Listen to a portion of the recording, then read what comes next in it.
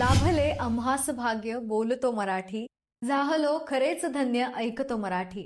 धर्म पंथ जात एक जाणतो मराठी, एवढा जगात माय मानतो मराठी.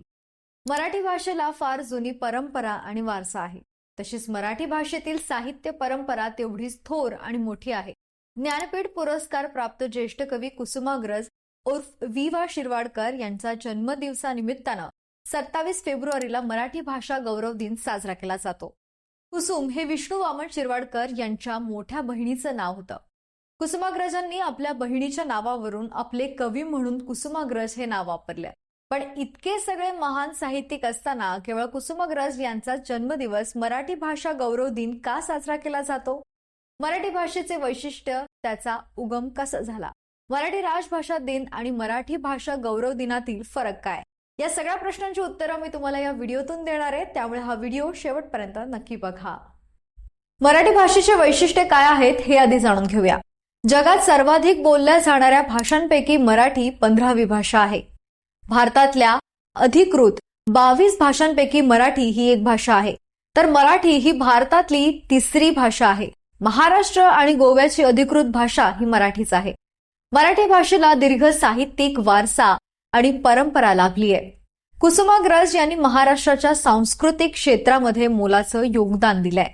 मराठी कवितेला कुसुमाग्रजांनी एका वेगळ्या उंचीवर नेऊन ठेवलंय. शिवाय महाराष्ट्राच्या बोलीला साहित्यातील विशेष असे स्थान निर्माण करून देण्यात कुसुमाग्रजांचं मोलाचं योगदान आहे. मराठी भाषा ही ज्ञानभाषा होण्यासाठी त्यांनी अथक परिश्रम घेतले आणि म्हणूनच त्यांचा जन्मदिवस मराठी भाषा गौरव दिन म्हणून साजरा केला जातो. आता मराठी राजभाषा दिन आणि मराठी भाषा गौरव दिन यात काय फरक आहे हे जाणून घेऊया.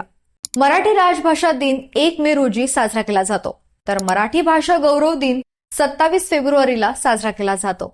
1960 मध्ये महाराष्ट्र स्वातंत्र्य राज्य बनलं याची आठवण म्हणून मराठी राजभाषा दिन साजरा केला जातो. तर कुसुमाग्रजांचा जन्मदिवस म्हणून मराठी भाषा गौरव दिन साजरा केला जातो.